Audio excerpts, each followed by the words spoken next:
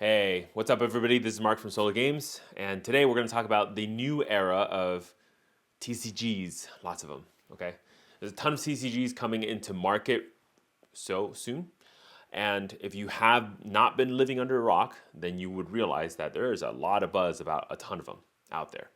So, of course, coming down the pipe, there's like, just looking through the list, I'm seeing over 10 different TCGs that are somewhat still in this like incubation stage or coming to market just now or soon or whatever. Some are more focused on the collectability part elements, other are focused on gameplay, but all of them are focused on basically capturing your wallet because again, it's the same people who buy all these things, right? Look, I love the fact that we have innovation in this field. I love the fact that people are thinking of new games, new ideas, new ways to do the same thing. I also think it's cool that we have challengers to your, big boss, your Magic, Yu-Gi-Oh, and Pokemon that's holding down the fort, since 90s and whatever. However, you have to use extreme caution whenever this kind of stuff happens. Here's the reality. If everything's special, nothing is. And that's not just true within one card game. That's true across all things. Okay? If there's a ton of options for certain things and everyone can just make a new TCG and it's like super easy and whatever and you can grab a bunch of cash, well, guess what's going to happen? Everyone's going to do it. And if everyone does it, the quality goes down and there will be a lot of losers in the market. So let's look at this from a couple different perspectives today. Okay? So first of all, let's talk about all the different Kickstarters, the different new TCGs that are coming to market. Again, this list is not saying these TCGs are not going to succeed. I'm just simply making this list because I'm trying to make a list of TCGs that are kind of like in the market and available for everyone to look at. So going from the top, MetaZoo came out like 2 years ago, 1 year ago. Been going great. Seems like all the sets are selling well. People like it. Great. Nostalgics, don't know what this is. Just seen it recently. Polywog, okay, there's a thing. Cannabeast, it's like a cannabis like trading card game. Looks kind of like a MetaZoo ripoff. Don't care for it. Sorcery, everyone's been buzzing about this game. Looks like a new Magic potentially. Even the box design, reminds me of the 90s like box designs of Magic, right? Has that little thing in the middle and all that stuff. Going down the list here, Grand Archive, okay? Anime-based TCG. Even the creators are making homage to Wizards of the Coast. In fact, if you look at the company, they're the weebs of the shores. Okay? One Piece. I go to LGS. I'm trying to trade for cards, and people are coming up to me and saying, hey, do you want to trade Magic cards for One Piece cards? And right then I knew, okay, this is a bubble. I don't want to deal with this, right?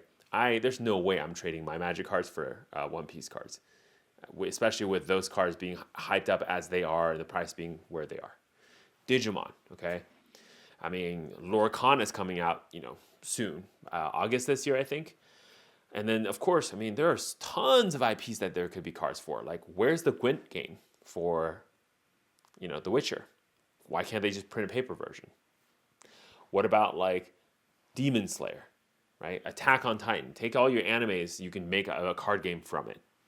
But what about League of Legends, Dota? These other games like this, they could totally make a card game as well. I know Dota has like a card game essentially, but in the digital format. But there's no reason why they can't make a physical format one. Now, they may not make as much money or they're capturing a different market, but that's not necessarily a bad thing, right? But here's the thing. Like I just listed off like 12, 10 of them. And that's just 10. There's a tons more I don't even know about.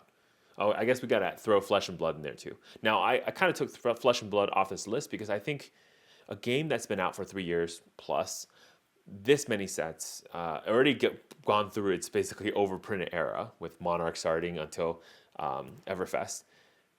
I think this game has basically went up and then down and then it's now recovering, which to me, that's all good signs. These are all good things. And they're now having to, because the demand is so hot, they are now having to go back and reprint even the first sets again through the historic packs. Now, just wait until the era comes when they have to reprint Monarch cards or Tales of Aria, Crucible War, like that kind of era, right? So look, here's the thing, guys. We've all seen this before. Look at crypto. This is feeling like crypto all over again, right? Everybody can make a coin. You should buy this coin. This coin then goes up to however much because everyone's hyping it, and then it goes to zero because you realize it's just a shit coin that everyone's like dunked on already. And all the founders of the coin left to pull their money out, right? Rug pulling it left and right everywhere, right? NFTs, same thing. How many actual NFTs from the hype era of NFT actually survived, right? Now, remember, I'm not saying every NFT is garbage. I'm not saying every single crypto coin is garbage. I'm just saying most of them are. I'm saying like 99% of them are, right? And as we make more cryptocurrencies, as we make more card games, yes, that 99% becomes even more reality, right? Because there's a lot more that's just going to fail. A lot of them have bad intentions. People are not making these games to actually trying to help players or create a game that's different. They're just doing it because they can grab cash and run away real fast. There's a lot of these bad people out there too, right? And just look at our kings, right? You got Pokemon, you got Magic, you got Yu-Gi-Oh. Back in the 90s, Magic had problems. Magic had issues with, again, Fallen Empires. This was not a welcome set. Fallen Empires, Homelands, that era, all trash products. People hated it. And here's the thing, even Pokemon, even other games, right? They had their eras and they had their mistakes. But even looking beyond that, right? This is just a repeat. How much of history is just, again, it's the same thing over and over and over again. How many times have your history teachers told you, history just tends to repeat itself over and over again? So does the stock market, so does investment, so does housing market, everything works this way.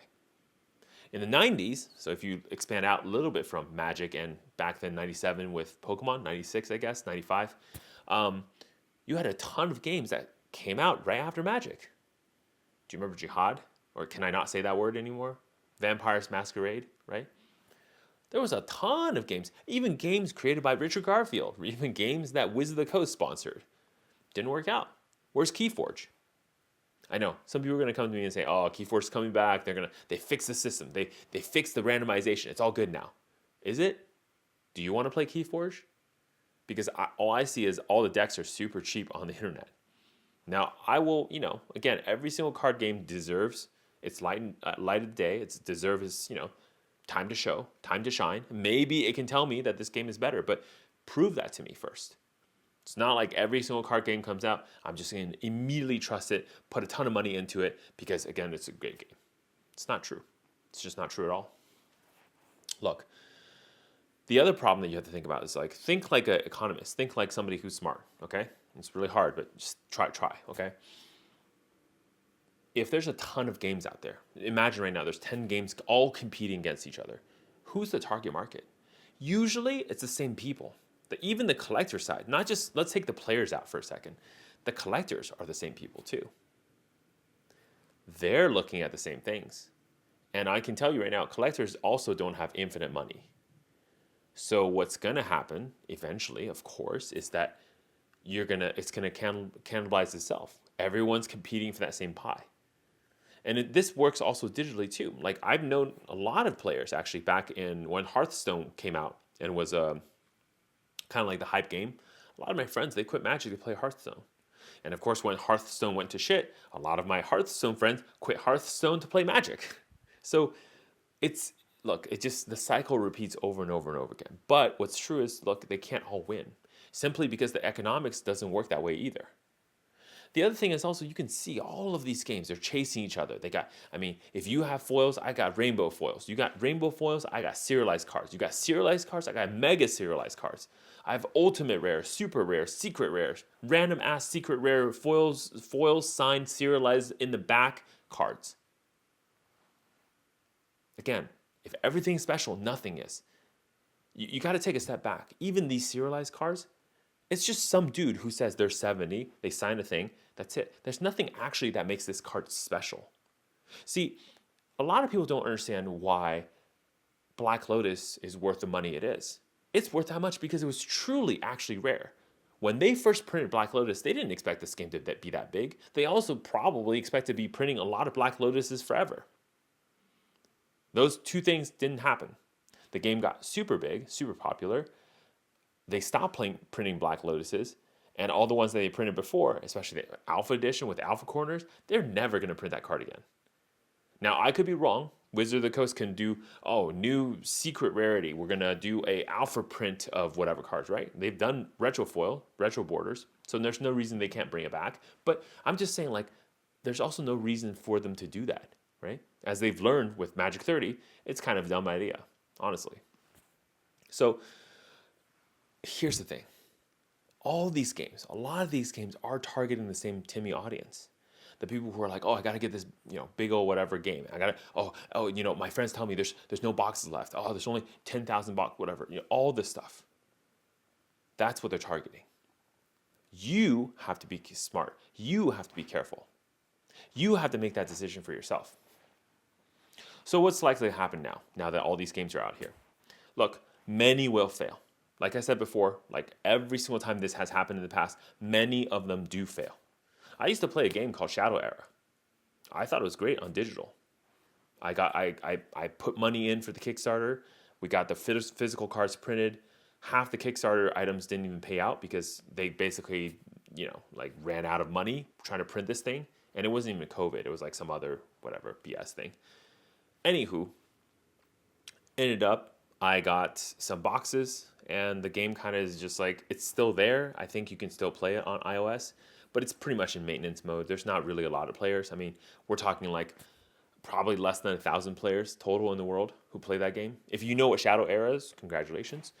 But look, the system's good. The game actually basically was the seed for Hearthstone. In fact, I'm pretty sure Hearthstone stole its ideas, elements from Shadow Era. A lot of the, similarities are between those two games. Especially back then when no other game was doing this kind of like champion/hero kind of thing that Shadow Era was doing. It was very novel, but again, the UI sucked and people like Warcraft better. So that makes sense. Look, many of these card games will fail. And that's if all these games have good intentions. Some of them just don't have good intentions. Some of them, the creators are just milking as much money as they can before they kind of bail out and rug pull. You know it's going to happen. And here's the other thing. Like, you think about these like serialized cards, whatever. What's to prevent a creator to say, guess what? Me and my friends, we're going to have serialized versions of 1, 69, 3. All your favorite numbers are never going to be pulled, and they're just printed into the pockets of these people who then, show their game, and the game gets popular. Then they sell these ridiculously, cool looking serialized cards of this ridiculously lucky numbers for a lot of money, right? It's a double. You see what I'm saying? Like, you create a game, you create serialized cards, you don't give the serialized cards out to the public, you keep it for yourself. You then sell that later through whatever means, you can like, basically you can launder this through the markets. And now you're earning double because your game's popular and you're selling a serialized card that you kind of guaranteed to yourself. You didn't have to open box for this, and it works out. Look, the other part of it too is like, you got to understand, they fail because people don't have time. Nobody has time to go play 10 different games and learn the systems, go buy the cards, build decks, and like have deck boxes and storage space for all this stuff. There's no way. That's why, for me personally, I just stick with Magic. Look, there's always like, I played Flesh and Blood a little bit. I think the game's fine. I think it's a good game. It's just not my main game. I'll play a little bit. I'm spending a little bit here and there on sealed product for Flesh and Blood, but that's it, right? And now I'm looking at Grand Archive, and I think pretty well designed game. I think overall Grand Archive is interesting. I'll do a video later on more fully reviewing Grand Archive, why I think that game is actually pretty good. The only big problem I have with Grand Archive right now is that it's kind of like weeb game, right? The anime is, look, I just wish it was not anime art, at least not in that level. I kind of wanted to have normal art, I think. I enjoy magic arts, like things like this. I like stuff like this more, right? I don't know why. Maybe I'm just weird. But I like this more than anime art. Just who I am, I guess. So there you have it. And the last thing is, look, a lot of these people aren't even playing these games. A lot of the people who are buying this stuff cracks the packs just to have the cards, and then they can sell it on eBay. They can just collect it in a binder, and that's not a good thing. I'm telling you, that's not a good thing. That's not good for the longevity of the game. Even if the game right now sells super well because you have a lot of these people doing this kind of stuff, they're not going to stick with it. There's a point when they look at their binder and say, okay, I have all these cards, but I've never even played this game. I have no friends to play with. Why am I keeping these? And when they start dumping on the market like this in droves, the whole entire game will crash. And if the game crashes, guess what? The creators aren't going to create any more cards. So there's that too. And here's the thing. I want to be very, very, very clear. All the percentages and everything I've given, I've never said it's 100% failure rate. It's very high, but the truth is not all the new games will fail. And I want to highlight the word new here. Yes, we have Yu-Gi-Oh, we have Magic, we have Pokemon, we have Flesh and Blood. Okay, we even have MetaZoo. Okay, let's add that one in there. These are games that some people play. And there's a lot of people who are playing these games. These kind of like are dominating the professional circles. If you want to see if a game is doing well, look at how many events are out there. How many people are willing to spend money to host an event, to sell cards, to do all this stuff. Like MXP Oakland was a Magic event. It's not a Pokemon event. In fact, I have not seen a Pokemon event around my area ever. I haven't seen a Yu-Gi-Oh event for a long time either. Have not seen a Flesh and Blood event yet. But what I'm telling you is that's how you know a game is popular. Because again, the companies aren't stupid. They're not going to host events for games that nobody plays. Nobody's going to show up for. Then why would the vendor show up to sell cards, right? None of this economics works. So Magic is popular. We know this for sure. We already have this guarantee. But I'm telling you, some of these new games are going to be very successful. I see Flesh and Blood hosting events. It's not near my area, but it's around America. It's accessible. They have a lot more events probably in Australia because that's where the game is from. I see a lot of other games hosting events. Pokemon's hosting events. I want to be clear, they're not in my area, but they exist. They're everywhere. And so the thing is, these games, some of these new games, like I see a lot of potential for Sorcery. I see a lot of potential for Grand Archive. I see a lot of potential for even Lorcana or maybe Flesh and Blood for sure, right? I see people collecting MetaZoo. I still don't see the potential of this game from a playability perspective, but hey, prove me wrong. I know a lot of my audience in my comments have been telling me, no, Mark, you're wrong. MetaZoo is really fun.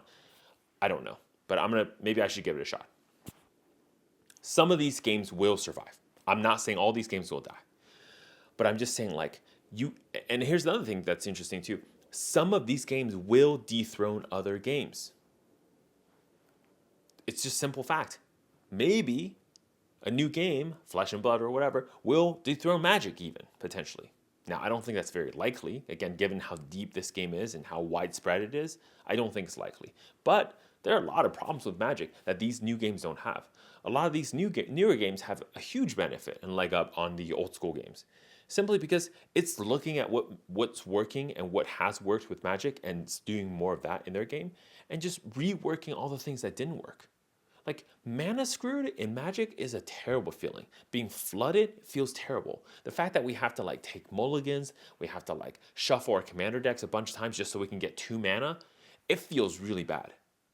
I wish Magic has a way to fix this problem. It does not, because again, it has to almost rip the core of its game out if it wants to fix this problem. But these are things that other games don't have. They don't have this problem because they've designed around this whole mana system. Right? Flesh and Blood doesn't have a mana system. Grand Archive does not have a mana system. At least not in the same way that Magic has, where a card is designated as mana. They're flexible. Even Shadow Era, the game from 2011, I think that's when I started playing, it does not have a mana system the way Magic does. You just lay down cards from your hand permanently as mana. Now you can tap them for mana. So you never have a mana screw problem because whatever hand you have, well, you always have excess cards that you can lay down as mana. These games have thought of new ways, and that is their leg up. That is why, in some ways, yeah, if there's a game that's as interesting, as fun, as deep as Magic, has wide appeal, this is where I think Grand Archive has some problems. I don't think the artwork is very wide appealing, even if the gameplay is very fun. I think long-term, it could actually dethrone some of these older games that have problematic systems. So let's talk about the last topic of the video. What should you do? Honestly, maybe nothing. A lot of times, when things happen, we want to react. We want to say, what should I do? Should I buy less? Should I buy more? Should I sell Magic and buy Grand Archive? Should I sell Grand Archive, flip Grand Archive, whatever? No. Sometimes, maybe it's fine to just wait. Given how many of these games are coming to market, you'll have plenty of chances to buy at a later time. Wait until you see some sparks of, like interest. People are looking at this game, they like the game, or there's a lot of good reviews, or maybe you start seeing a lot of stores around you hosting events for certain card games. If that's true, then I would dive into the game. Otherwise, just, you'd lose nothing by not doing anything. You can't lose what you don't bet, right? Look, and I'm never against trying something. I tried to play Grand Archive last weekend at MXP Oakland. One of my friends brought out his decks and we tried it. And I thought it was a good game. Look, I lost my first game, but I thought the game was good. I think the game has a lot of points. I think it's also very easy. It feels like Magic, but with heroes. So imagine if your commander or planeswalker is always there. It feels that way. But at the same time, it's also easy. It's easy to grok. It's easy to understand the game. The game overall makes sense. Magic has this problem where the words I have to read like 4 times to really understand what we're doing here, or which order something happens. Why is there a period here versus some other cards it does not? Like, these things matter, right? Magic intentionally do it this way so that it's making something significant for the cards. But I would say, honestly, highly against just buying into a game that's purely collectible. I know there's a lot of people who feel this way, who are like, hey, this game looks really good, as in the cards look really good, the card stock is perfect, and they think things like, hey, I just want to go collect this game. Look, a lot of people are going to want this card stock. Look, card looks so beautiful, collect it. I highly recommend against that. I think, honestly, if you like artwork, collect artwork, right? Baseball cards. These cards, basketball cards, whatever, right? Football cards, they're purely for collectability, and you see where they are. I mean, yeah, I know there's a lot of baseball cards that are worth a ton of money, but there's almost nothing in the current modern era that's worth anything. Because again, when everything is special, nothing is. So all the serializations, gold signature, bronze signature, whatever, it does not matter. So don't just dive into a game purely for collectability. Honestly, if you do that, you're probably going to regret it long term anyways. So this is where I have problems with things like MetaZoo. I just think it's a purely collectible card. Canna Beast, dude, I'm telling you, this game is going to go to 0. This game looks like exactly the type of rug pull type of card game that somebody would make. So I wouldn't go for Canna Beast. And lastly, buy what you like. I think this is the advice I give to everybody, right?